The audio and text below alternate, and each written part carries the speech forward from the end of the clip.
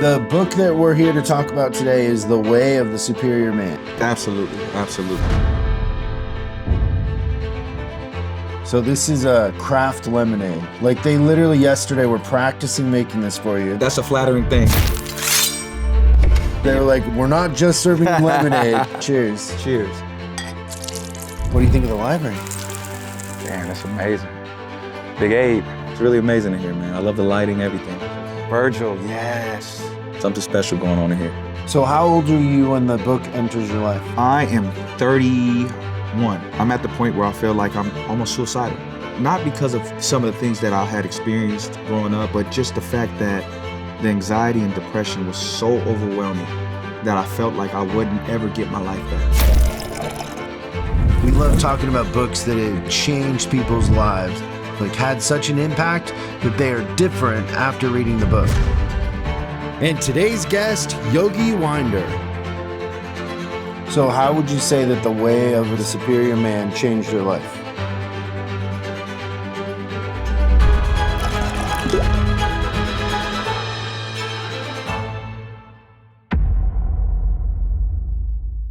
Is Yogi your real name? It's a nickname that's been given to me most of my life. Everybody calls me that. It's a family name. What was the catalyst for it? You know what? When I was younger, they said I looked like a little bear.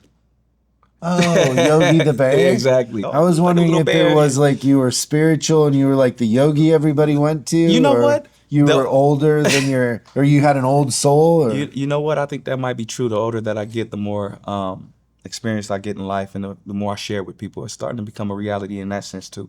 I'm starting to realize, I'm only 35, but I'm a leader of men, So within my experience, I definitely feel like I lived a few lives already to be able to give experience and wisdom.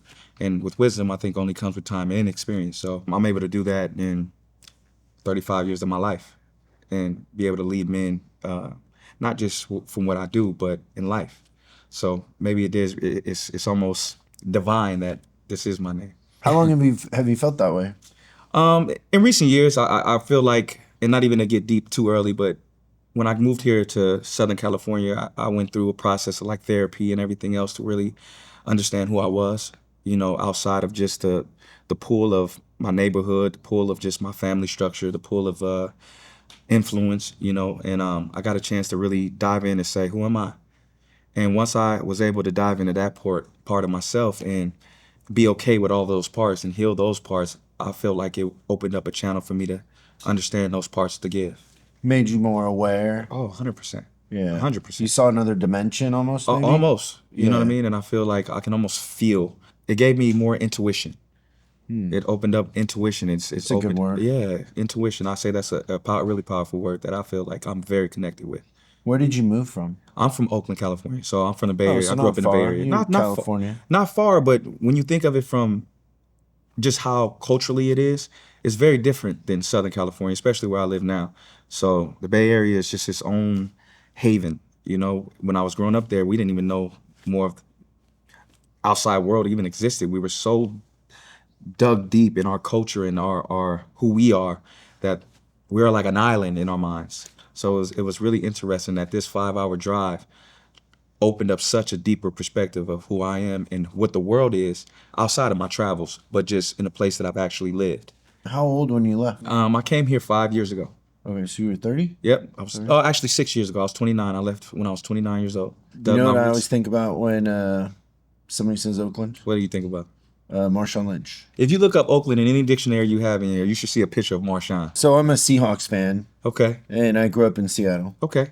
And when he played for the Seahawks, the story or the legend is that he would hop on a Southwest airline flight on his day off. And go to Oakland. Just get out and smell the air and then fly home. That's how proud we are to be in the Bay Area. It's just such a Bay Area thing. Like I said, we feel like we're our own island. We have our own lingo, our own culture, our own way of dance, our own style. What do you miss about Oakland?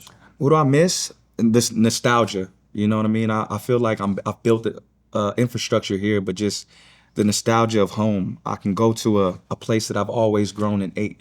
Even if it's bad foods, it reminds me of just so many moments of my life, good and bad.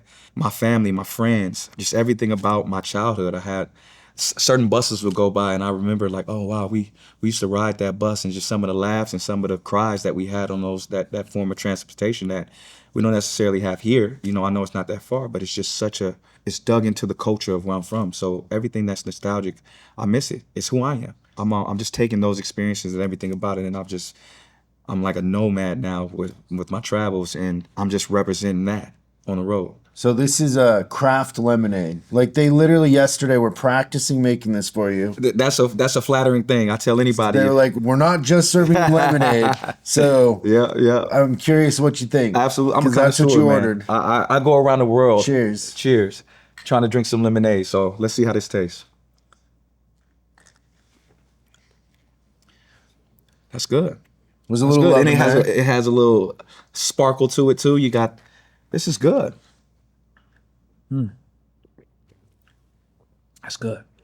That's good. Hopefully that sets you at ease. Oh a little yeah, bit. look at that. My shoulders is relaxing and everything. We're good now. So the book that we're here to talk about today is The Way of the Superior Man. Absolutely. Such a And great book. before we get to the book, we should plug your jacket because it's incredible. Yes. Who created that? So this jacket is a Jackson jacket, JAXXON. I'm sponsored by Jackson, including with the hat. They're a jewelry brand. there you Exactly. They've given me a chance to be a part of what they're building. They're building a great infrastructure down in Newport Beach, that and Santos Studio. So I just definitely wanted to represent their art and what they're trying to build out, because it's something special going on with fashion, with jewelry, with MMA, with boxing. I'm the head director of boxing over there as well. So just such a power structure they're building in an area where you don't necessarily hear it coming out of. So they're doing great things. So this is their jacket. They're one of their one of ones. Oh, it looks one of one. This is their one of one. So this is one of their puffers. And like I said, it's just real fly. I love it. Yeah. Fly stuff, you know? It's great. Yes, sir. So growing up in Oakland, Yep. how many siblings? I'm the only child. Only child? It's just me. Mom and dad still together? My mom and dad weren't together. They tried to have spots where they were together. They would pop in and out, I guess. That's kind of how it is when you have a child. But my dad remarried when I was a lot younger. I don't remember my dad and mama together actually as a child. They would pop in and out, but my dad remarried. And then when I was about 8 years old, my dad went to prison. So once my dad went to prison.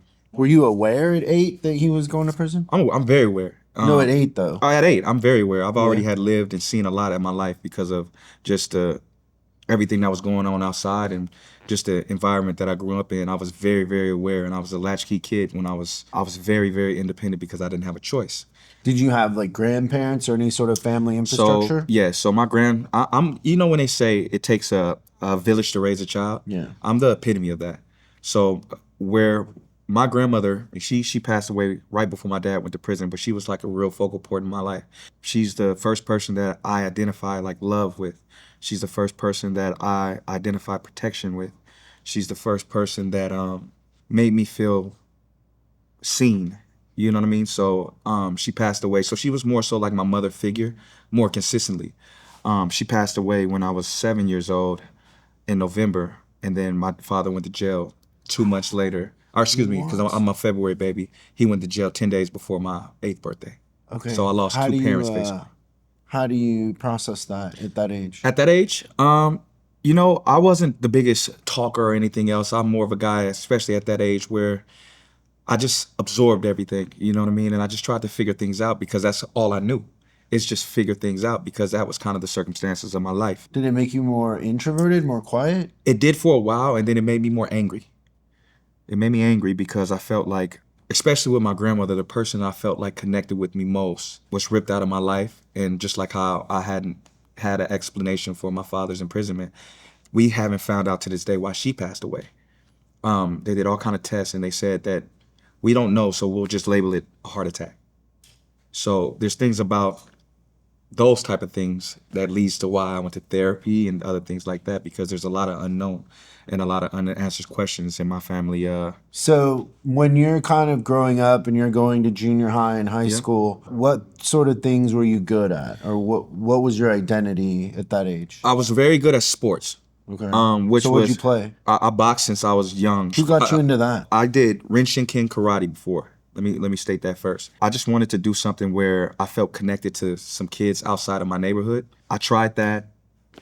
Didn't really love it. I did that for about 2 years. Who got you into that? A friend, his name was George. From school? No, he was in my building. He was a kid from somewhere in Russia. I forgot where he was, and he did it. How old are you when this happens? I'm 6. 6? Yeah, I'm 6 when I started to get into Renshinken karate. Did that give you confidence? You know what? It did. It made me feel like I was accepted.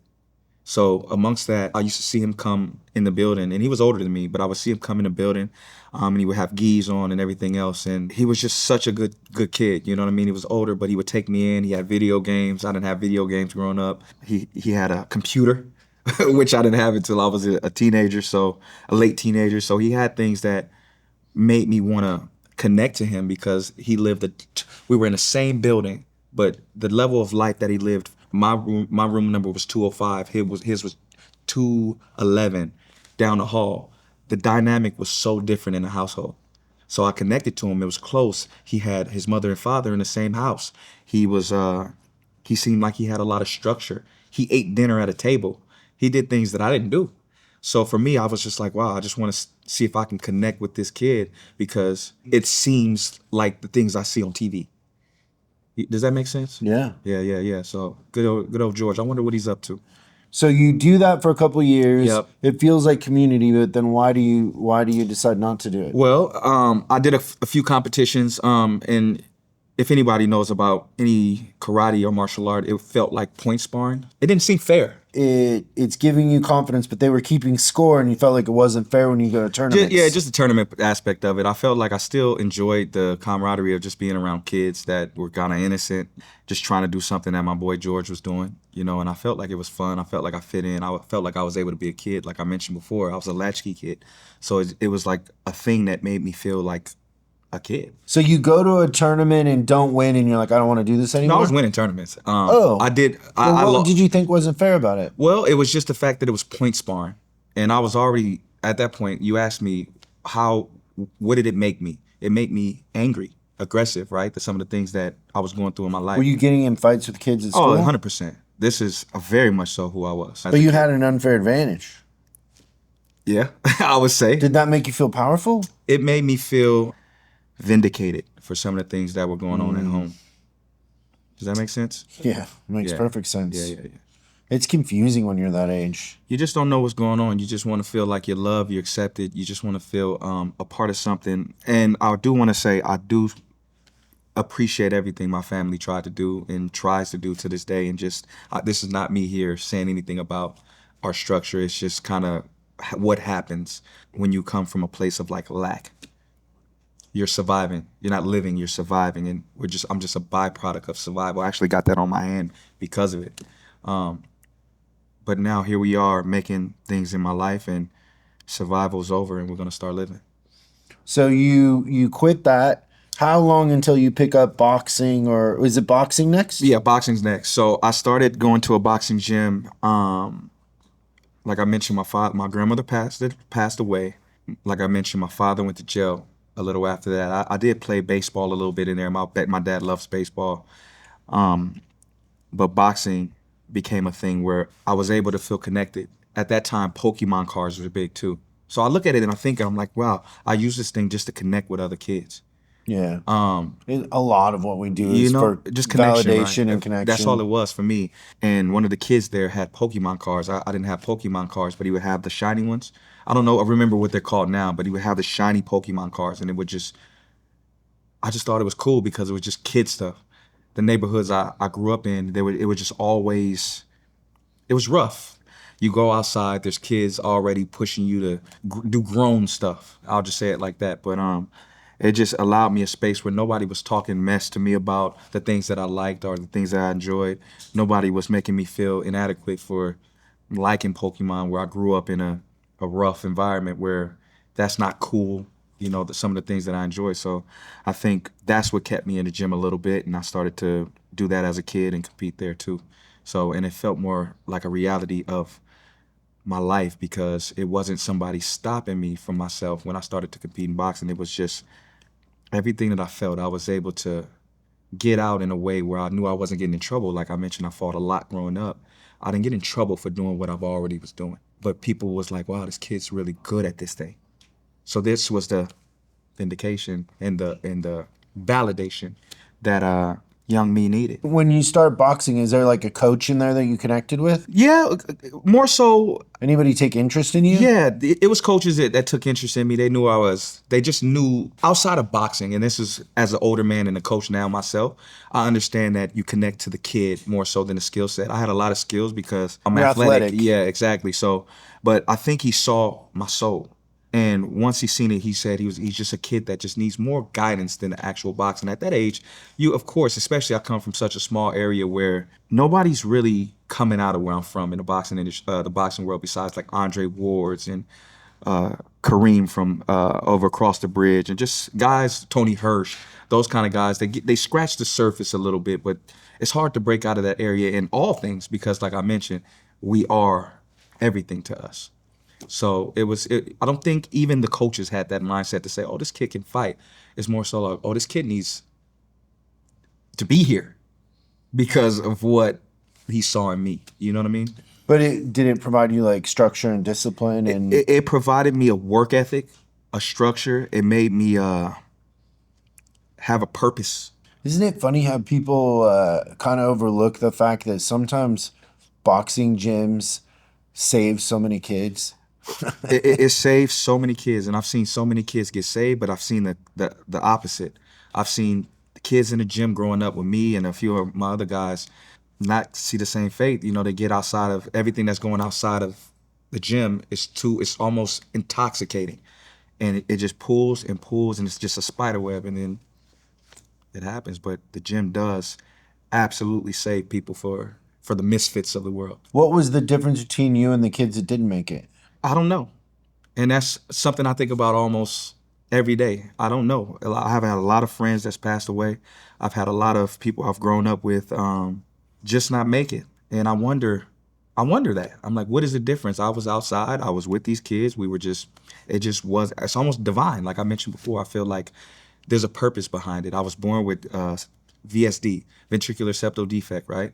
So I had What is that? ventricular septal defect. I had a big hole in my heart when I was born. Oh. Yeah, and So right away they had to go in there and patch it? Nope, they didn't. So what happened was, as I grew, they said it may change. So I was taking antibiotics and everything else. Before I did anything, dentist, even when I did compete, like they told me I wasn't supposed to do any of these things. And this goes back to, like I said, just like divine purpose. So when you ask me that question, what's the difference between me and those other kids? I don't know. I maybe when it's all said and done, I'll know. But right now, it just feels divine. Do you feel guilt for those other people? Of course. Why? Because why me? And I feel like a lot of these kids, especially the ones I was very close with. Wait, why not you? That's a question I feel like I still have to figure out. But why me? Why not me? I feel like that. Why not me? But in that, I almost feel guilty because a lot of these kids, we just wanted to hang out with each other. So if we don't have each other, we don't have this situation. This situation doesn't happen. We just want to be around each other. Does that make sense? Yeah.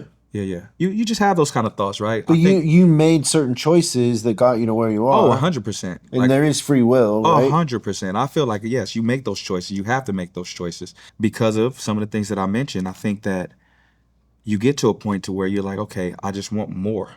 You know, I don't want to come home and eat the ends of the bread with mayonnaise. I love lemonade, as you guys poured me a great lemonade, because all we had in the house besides the tap water was lemon squeeze. You know those little lemon squeeze little bottles?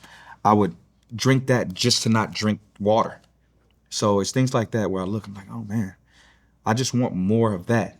And like I said, one of my boys down the hall, he had the same area code, same address, but in his home was very different.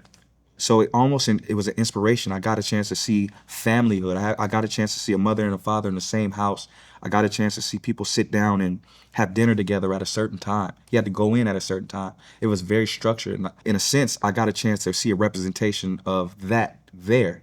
And then I would go home to where it was a little more unstructured, I'll say. So how old are you when the book enters your life? I am 31. So you're here. I'm here. You're here in LA? Yeah. Well, yeah. What's going on in your life before? I was trying to figure out who I was. I had a kid when I was very young. I was 20 years old when I had my first son. How many kids do you have now? I have two. Two? Yeah, two boys. How old is he now? My son's in high school. He's 14. And then Is he good at sports? no, No? Nope. He's a nerd? I don't want to call him that. He's like a hipster. He's like not a hipster. Yeah, he's a hipster. That's he a likes nerd. shoes. Yeah, I think so. He likes shoes. He likes clothes, but he's amazing at production. So Yeah. he's an artist. He's an artist. He's amazing. He's been Where like does that. he get that from? I love music. My Yeah? mother loves music. It was my mother's dream to be a musician.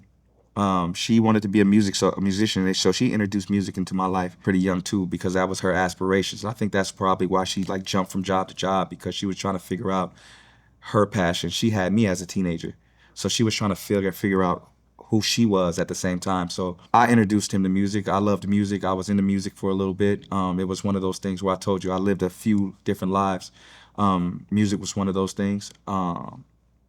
And I introduced him to it. I took him around everything that we knew Bay Area, and he fell in love with the production side of it. He loves making beats, and here he is. So you had him early. Yeah, very early. I think that just changed the trajectory of my life. There was a lot of things going on outside, and some of my friend groups and everything else. So Made you grow up quick? it made me grow up very quick. I had a responsibility that was outside of myself, and I was looking to see who was I going to be. It was like a fork in the road, right? I was like trying to figure out who and what would stick within who I am. I feel like within my talents and who I am, and just in all ways, spiritually, athletically, creatively, I have all these sides of me. We're not one simple being. So I was trying to figure out, who will I be? What would stick in my life to give me a life and a lifestyle that made it to where I can just take care of myself, because that's all I've ever done. As a kid, in spots, I'll say that. I don't want to disrespect my family, because my family is a great family. But in my mind, that's how it felt. I tried music, and I tried to go back into boxing. I tried entrepreneurship. I tried other things, so it was just, my son gave me purpose in a way to where I'm like, okay, I can't think so selfishly anymore. I have to figure out how to make this kid's life and break the cycle of that, so he doesn't feel like this. And I never wanted him to be in a position to feel like that. So for me, I took that and I started to just try things. I find ways to provide and find ways to just make sure that he was safe no matter what. Yeah, so I moved down here, and I'm just fast forwarding a little bit, around 29, and my house had gotten shot up. Here? Oakland. In Oakland? Yeah, my house and got that made you go, I'm Yeah. out of here for a while? Not run from it, because I kind of grew up in that kind of life, but my son. So he was sleeping on the couch. My house got shot up, and at the time I was with my son's mother. She jumps up in the bed. She's from Huntington Beach. She doesn't know nothing of this life. I slam her down on the bed, and I'm like, yo, bullets, if they kind of travel up, if they so I'm like, You're educating her? yeah, I sound crazy, right? I'm just like, this is normal, this is what we do out here, So it's just She's having a panic attack. yeah, I'm just like, no, you just gotta, it'll be over quick. But when you look at it, and when you really analyze that, you say, this isn't where you raise anything. I shouldn't even be conditioned to know these things and to be able to, I'm a war veteran at this point. Right. You know what I'm saying? So when I thought about it like that, I said, you know what? It's time for me to figure out a way to get her back down here. She was going to school. I was saying, I would sacrifice anything to make sure my family at the time were safe in my So life. when you decide to move, do you have like some money in the bank? Yeah, I had some money in the bank. Yeah, I had some money in the bank. What is your perception of money at that point? I thought it would make me. Okay. It would free me. I seen what no money would do. Everything about the struggle I know very close. I've seen it break up families. I've seen it cause arguments and fights where that's the fight. The purpose of the fight isn't the true reason. It's the money. Right. The fact that the stress of having nothing, it caused such dissension in everybody's lives. The fight's just a symptom. The cause is it's just money. poverty. I looked outside and I seen people trying to make a living for themselves in ways to just to break the chains of just poverty. Yeah. You get what I'm saying? So Yeah. for me, I thought money would be the savior of everything, including my happiness. So you're almost worshiping it in a Oh way. man, of course, because guess what? We see the people with money living the greatest life. We see it everywhere. It's marketed to us. You have all these poor guys in this place where we're just trying to look and be and feel, just not even looking. We just want to feel how they feel. We just want to feel like that. That is the goal because we're so uneducated about it. Because of poverty. Education system is struggling because of it. It's so many layers of it, right? And yeah, so money was a big thing to me. I think I've been in position to give my life for money. And I would have done it 100 times over just to make sure I can feel good. And not just me, my people. My goal still to this day is I just want to make sure that before I go, I just want to give my mama a freedom for a little bit. Because she's never had it. What would that look like? For her or for me? Both. For both? What's the amount to give her I don't freedom? know what that amount is because I have this theory, right? People, you only know until you know. You think a thing is going to make you feel, we're all looking for a feeling of a thing. If I get a nice car, it's like, oh man, I'm going to get the girls. I'm going to feel that everybody's going to look at me and feel like I'm something. It's a feel, right? We're all looking for a feel. I think for her, for me, I just want to see my mom finally find joy. And whatever dollar amount that causes, that means freedom for her to not worry about her bills. I want to allow her to travel again and just feel like she can finally figure out who she is without surviving. Because for me, she's the epitome of not knowing herself because she's always had to find a way to survive. So she's never got a chance to look in her mirror because there's no time. So I would just love to, even to this day, figure out a way for her to breathe. I don't know what dollar amount that is, though. So then you come down here and what do? We moved to Irvine, Santa Ana. What did you think about that? It was different for me. I lived in Santa Ana for a little while. It's the whitest, soulless place I've ever lived. Chain restaurants. People just want to know how much money you make. Yeah, it was very... It felt very soulless to me. Which LA to me was completely different. Like it is. LA, you had everything. Yeah, of course. Like, it's a melting pot, right? Yeah, and people were a little more, felt more genuine. 100%. And I think, even to this day, I kind of think like that. But I feel like it was a necessary change because of the culture I came from. That would be an interesting contrast. It was, right? You probably learned a lot. That's exactly what I was going to say. So for me, if I would have moved down to LA, I know a lot of LA guys. I know I have It could be similar to Oakland in a way. Yeah, it could have been like the Bay Area all Orange over County. again. That doesn't exist. It doesn't exist. So what I was going to say is, when I moved down here, it gave me a time to sit with myself. And it gave me a time to look in the mirror and say, who is this guy? Past, present, and who do you want to be? And I went to therapy Monday through Friday. 5 days a week? Yeah, because I was dealing with like crippling anxiety and depression. Were you on prescriptions and all that? I was. Yeah, I was on SSRIs. Yep, I took those for a long time, actually. I took them for years. Did it help you? It did. Until it didn't, kind of a thing? It helped me until it didn't. And I think it started to become more so a placebo. Once I got over some of the things that I had to... You're very aware. Oh, 100%. Yeah. Like, I pay attention to everything. Most people aren't that aware. Oh, yeah. So most people are just going along for the ride. No, not me. I'm going to figure this thing out. Yeah. I'm going to figure this thing out. So how long are you still in Orange County? Huh? Oh, okay. You're okay with the chain restaurants? No, I'm joking. I come to LA a lot so I can eat. I used to have an apartment up here when I lived there. Yeah. I don't blame you. Yeah, So I would come up here on the weekends. I just needed, not chain food. Yeah. You need some I needed some culture. Yeah, somebody that feel like they're cooking that care about you a little bit. Yeah. So, I'm down there. I go to therapy. I'm going Monday through Friday. I'm at the point where I feel like I'm almost suicidal not because of some of the things that I had experienced growing up or done in my own life, but just the fact that the anxiety and depression was so overwhelming that I felt like I wouldn't ever get my life back. I would never feel like myself. It almost felt like I was drowning and I couldn't figure out how to swim. That's the only... So you were clinically depressed? Oh, 100%. Like, beyond something that you can do on your sad. own? I'm just sad. I'm not that kind of guy. I'm a real go-getter. I'll make anything happen in my life. I'm not afraid of anything. So for me to be in a place where I felt that crippled, when I've been a fighter all my life, and figuratively, health-wise, physically, emotionally, I've been a fighter all my life. That is who I am.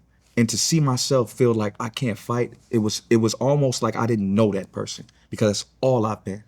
So for me, being in that situation, I was just like, man, I'm human. I'm very human.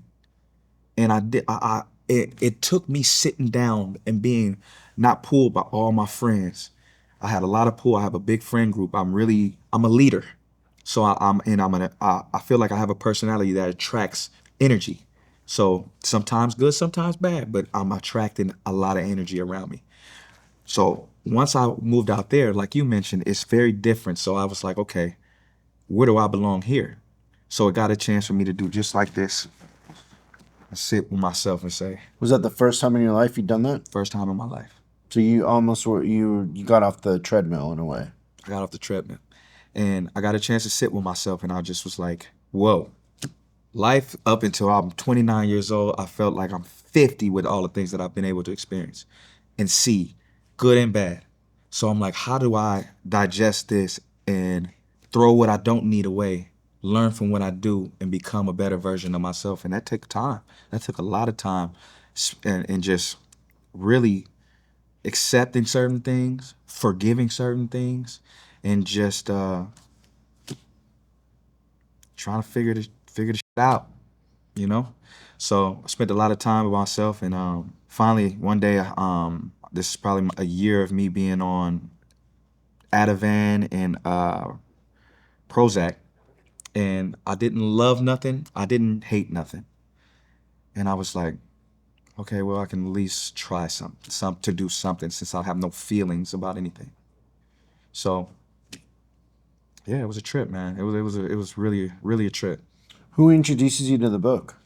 So a friend of mine at this time, I'm not the biggest sharer of emotions, even though I didn't learn about horoscope until I moved to LA. Now I know I'm my moon sign, my ascending sign. I think this is a thing out here, right? Everybody's, well, sure, this and that. I'm like, I don't know. Since you brought it up, what's your sign? I'm a Pisces. Pisces? You're Yeah. a water sign. I'm a water sign, so My chick is a Pisces. she's great, isn't she? Oh yeah, she's incredible. So okay, so keep going. Who introduced you to it? So a friend of mine knew what I was going through. I didn't share it with a lot of my friends. If people see this, when they see this, they're going to be surprised about this process, because from the outside in, everybody thought I was just business as usual. Because you portray a pretty buttoned up. Oh yeah, I'm always going to portray myself in a way where people understand that I'm good, no matter what, because I'm a fighter. That's what fighters do. And it's like I said, in my life, that's just who I am. I can be cut, I can be hurt, I can be legless. I'm gonna go. So I think people expect that of me. But then there's special people that see the things that you don't say. They feel the things that you don't say. They don't look at my smile, because I have this big bright smile. They look at my eyes and they say, that smile is just almost like a mask too. You see what I'm saying? And a friend of mine told me about this book, knew about kind of, some of the things that I've been through. They're from the same area. It's like, you should start reading. I wasn't a big reader growing up. Was that the first book you read? No, the first book I read was 48 Laws of Power. Oh wow. By Robert Greene. That's Yeah. pretty. Yeah, That's heavy. pretty intense. Yeah, it was heavy. But Did you digest that at that time? I think it's just like anything. It's like a course, right? Yeah. You digest the pieces that you can at the time, and you're full, and then you digest more, and then you think back. That's why I don't think you should read a book once. I think that you should go back in different scenarios in your life, because it'll mean something different. Something will hit you different. So for that book, I had to read that about 3 times to get some of the messages I needed out of that book. Since that was the first book, I was so intrigued by Robert Greene. I was so intrigued by like business structure. I was so intrigued by how to win people over, how to look the part. So I think that's why I chose that book first, to really read through. Even in high school, I didn't read all my books through. I was just an athlete, and anybody I could, I'd cheat off the test. Let me get your homework. I was one of those guys. It was the first book I sat down and read. So it just kind of inspired and segued into, this book here. So when he recommends that book, does he give it to you or do you go buy it? no, so they sent it to me from Amazon. Okay. Yep. So So you get it? I get How it. long from the time you get it until when you start reading it? I'm honestly probably a year. Oh wow. It took me a year. to actually read it. So What was the situation that made you want to start reading I'm it? still vulnerable.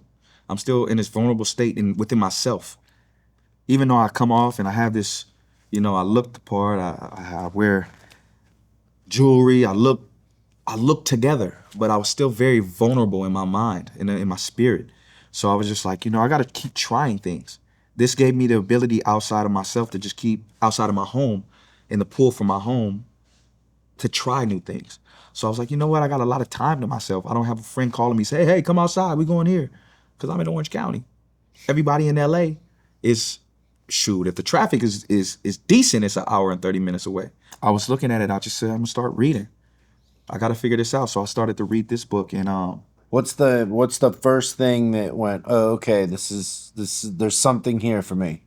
honestly, because of, my father, he's a great man, but he ended up in prison. So I didn't have a father figure in my life, right?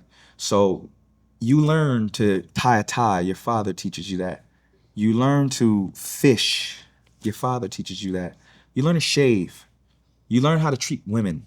You learn, and it's nothing he says, it's the representation of what he does. You have that example, right? The times where I was becoming a teenager to a preteen, a teenager, a young man with a kid, I didn't necessarily have that. So for me, I'm basing my principles off all the wrong things, especially where I'm from. All the wrong things, right? So it made me say, okay, even how I spend my time, there's a quote in there, it's a moment waited is a moment wasted.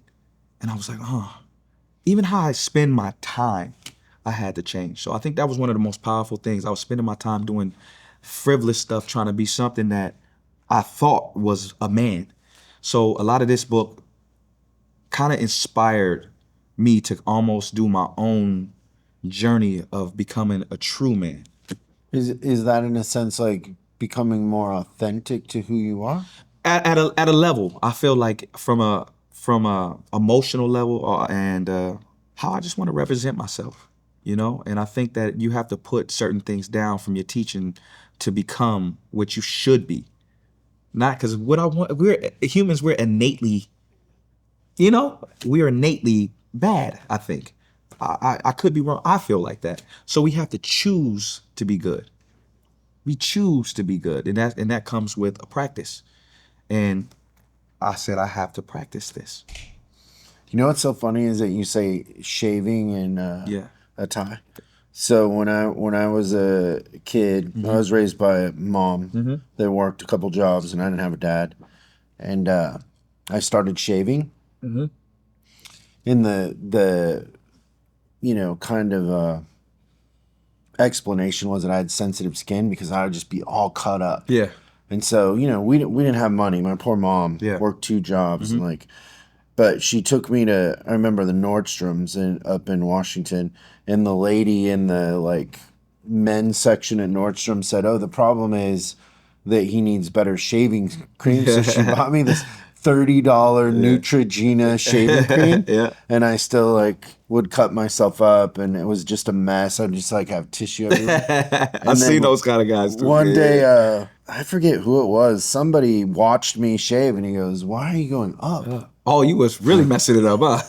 He's You I really just needed messing to that go up. the right way. Yeah. And then same thing, the first time I had to wear a tie, I got a clip on because I didn't know how to tie a tie. Yeah. And then they made fun of me for having a clip on. So I went to the department store and I asked the guy, I'm like, if I buy that, will you tie it? And so I'd slip it over my head. Yeah, just pull it tight. Yeah, because I didn't know how to tie a tie. Yeah. It's funny how you navigate that stuff when you don't have an example.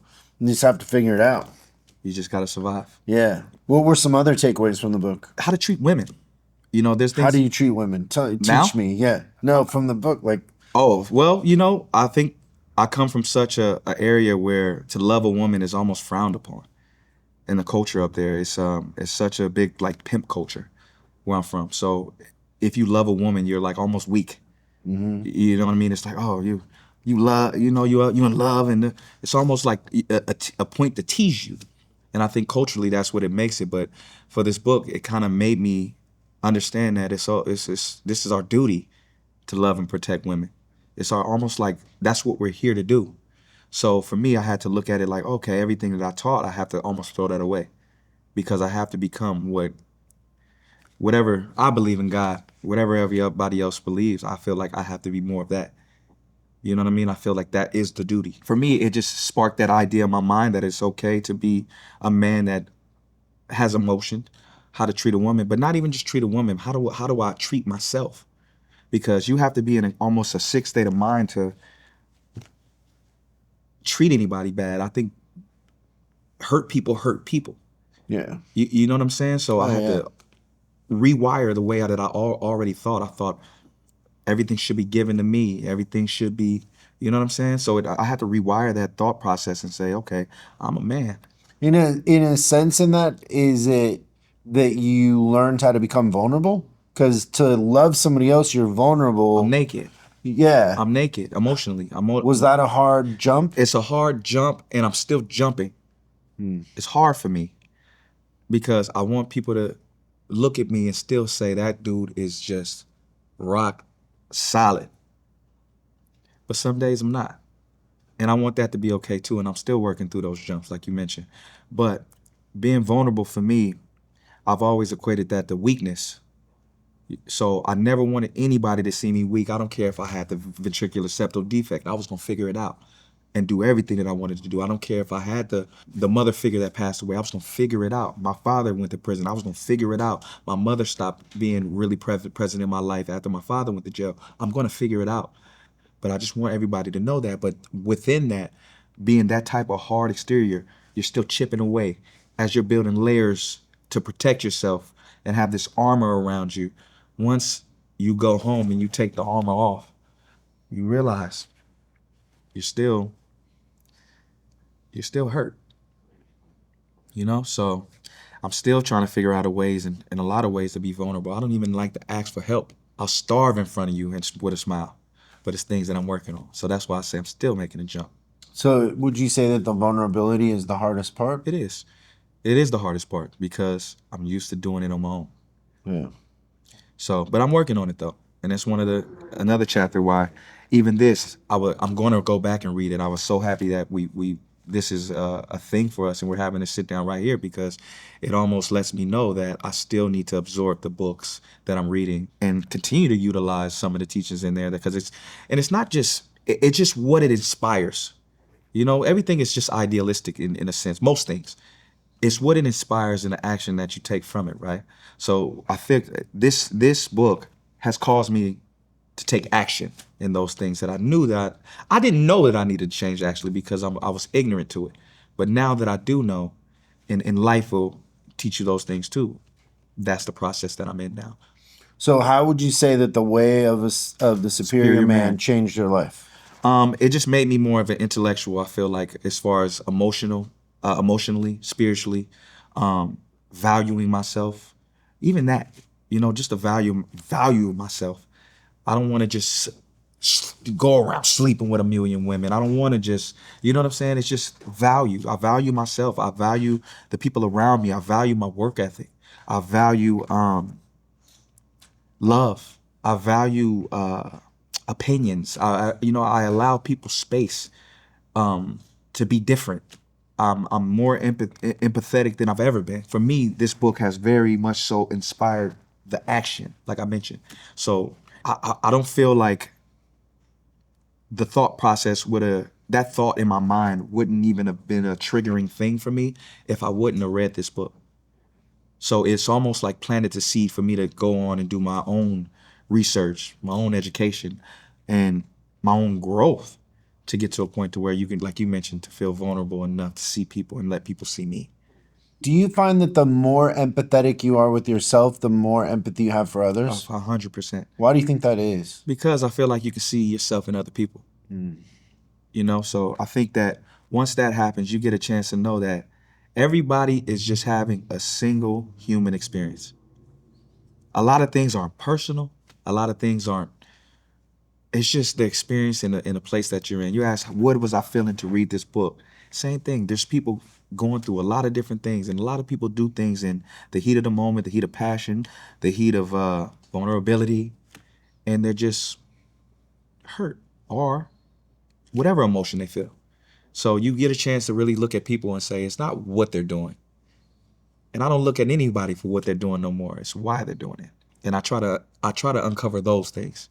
And that's what this part of my life has made me be very self-aware about. And this is how I think when I go back to the question that you asked, you think I'm meant here for that. The whole coaching thing at a young age and my name and everything else and the wisdom that it took. I feel like, yes, I feel like I've lived so much of life because I've been able to take your experience and empathize and make it my own because I can feel those things you feel. And that's the divine purpose of what I do.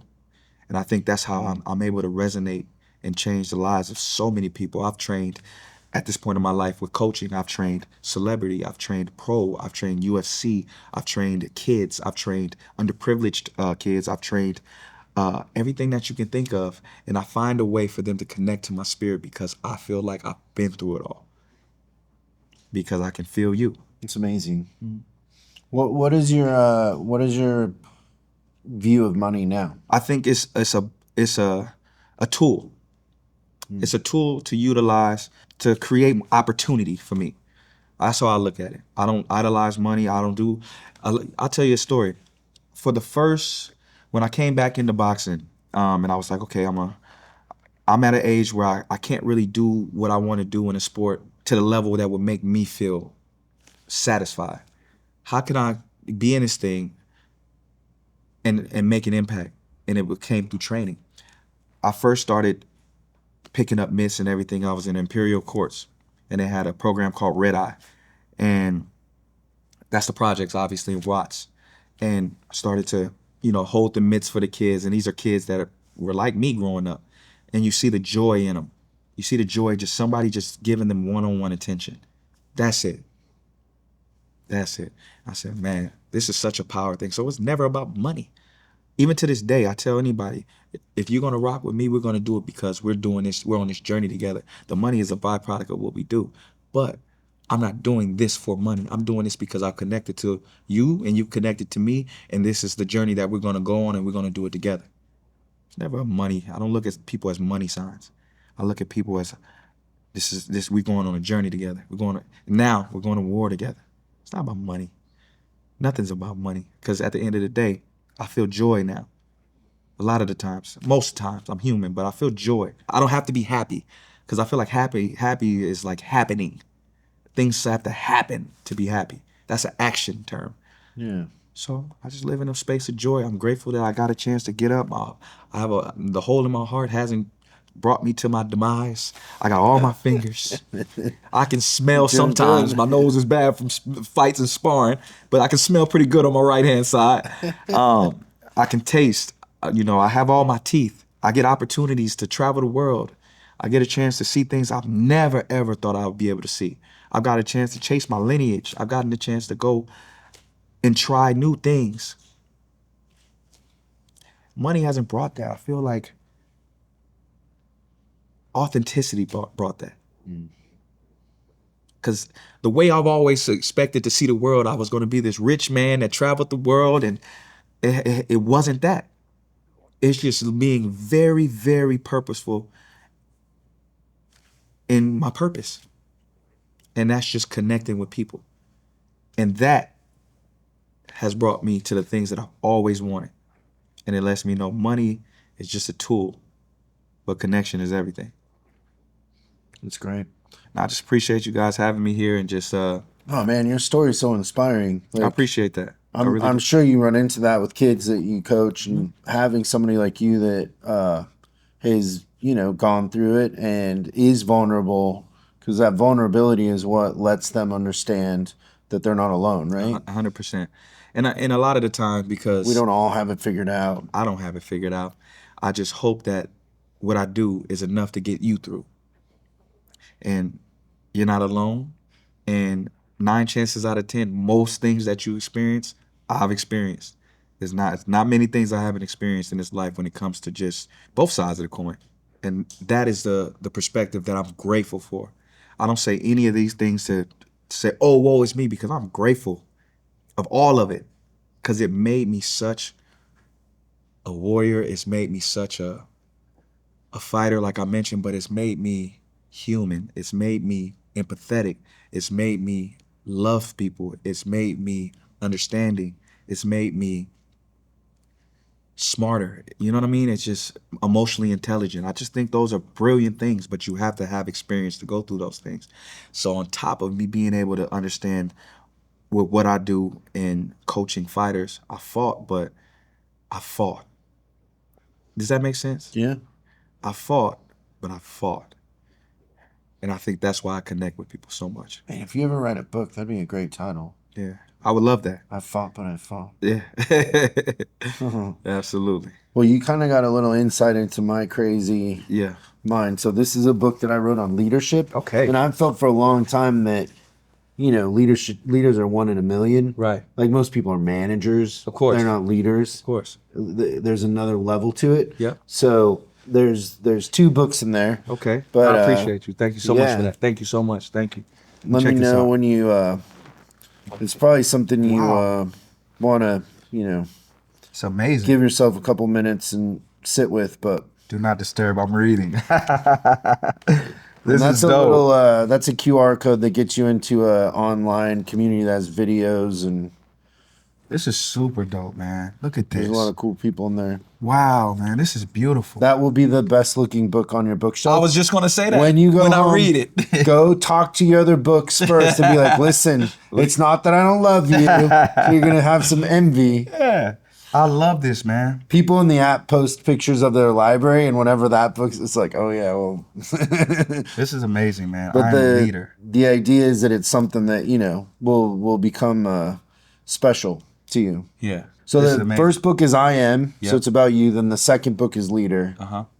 But a lot of people jump right to the leader thing and they don't address the I Am. I would love to address that. This is really cool, man. I really appreciate it. I can't wait to dive into it. Yeah, let me know what you think. Yeah, grateful to be here. Grateful for this. I'm gonna have a great time with this. I spend a lot of time in just training a lot, but then a lot of time in my own soul is still. I've learned to love that part of my life. So this is gonna be a book that I start to read immediately. So I just appreciate this, man. Thank you so much. Yeah, thank you. Absolutely, bro. That was fun. I appreciate you guys. Thank you so much for this book, man. This is amazing.